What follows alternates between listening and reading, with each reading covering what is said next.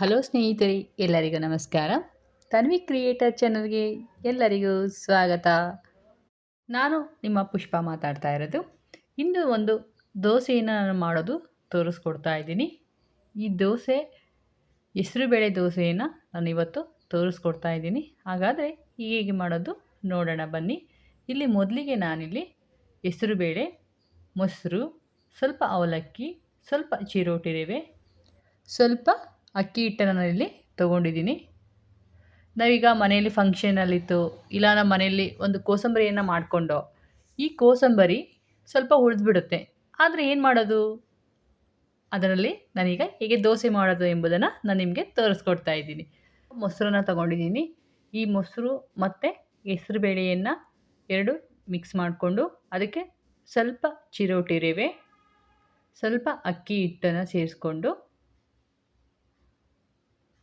ನಂತರ ನನಗೆ ಸ್ವಲ್ಪ ಹೊತ್ತು ನೆನೆ ಹಾಕಿರುವಂಥ ಒಂದು ಅರ್ಧ ಬಟ್ಲು ಅವಲಕ್ಕಿಯನ್ನು ನಾನಿಲ್ಲಿ ಸೇರಿಸ್ಕೊಂಡಿದ್ದೀನಿ.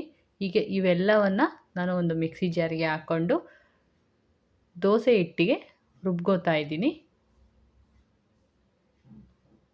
ಈಗ ಚಿರೋಟಿ ರವೆ, ಮೊಸರು, ಹೆಸರುಬೇಳೆ, ಅವಲಕ್ಕಿ,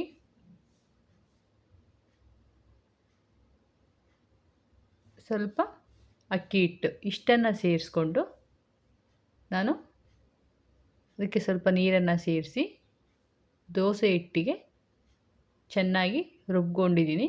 ಈ ರೀತಿ ರುಬ್ಕೊಂಡ್ರೆ ಸಾಕು. ಈಗ ಇದನ್ನು ನಾನು ಇನ್ಸ್ಟೆಂಟಾಗಿ ಮಾಡ್ತಾಯಿದ್ದೀನಿ.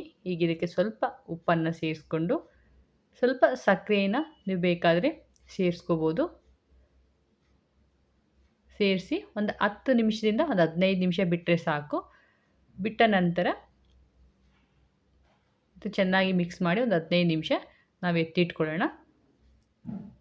ಈಗ ಒಂದು 15 ನಿಮಿಷ ಆಗಿದೆ. ಈಗ ನಾನು ದೋಸೆ ಹಾಕಿ ನಿಮಗೆ ತೋರಿಸ್ತಾ ಇದ್ದೀನಿ. ತುಂಬ ರುಚಿಯಾಗಿ ಮತ್ತು ತುಂಬ ಇನ್ಸ್ಟೆಂಟಾಗಿ ಆಗುವಂಥ ದೋಸೆ, ತುಂಬ ಸಾಫ್ಟಾಗಿ ಬರುತ್ತೆ ಈ ದೋಸೆ.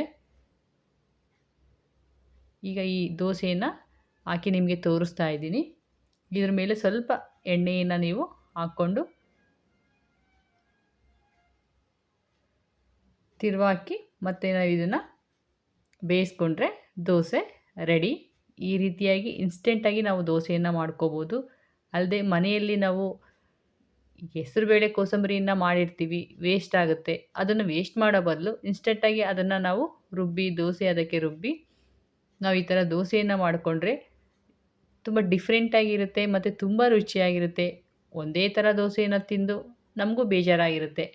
ಆಗ ಈ ರೀತಿ ದೋಸೆಯನ್ನು ಮಾಡಿಕೊಟ್ರೆ ಮಕ್ಕಳು ಸಹ ತುಂಬ ಇಷ್ಟಪಟ್ಟು ತಿಂತಾರೆ. ಇದ್ರ ಜೊತೆಗೆ ಚಟ್ನಿ ಆಗಿರ್ಬೋದು, ಇಲ್ಲ ಅಂದರೆ ಕೆಂಪು ಚಟ್ನಿ ಆಗಿರ್ಬೋದು,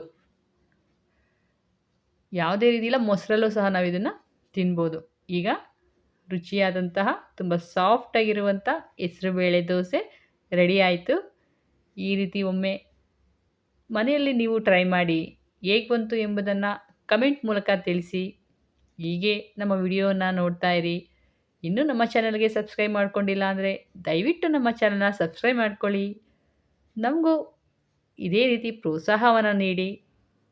ಈ ವಿಡಿಯೋ ನೋಡಿದ್ದಕ್ಕಾಗಿ ಎಲ್ಲರಿಗೂ ಧನ್ಯವಾದಗಳು.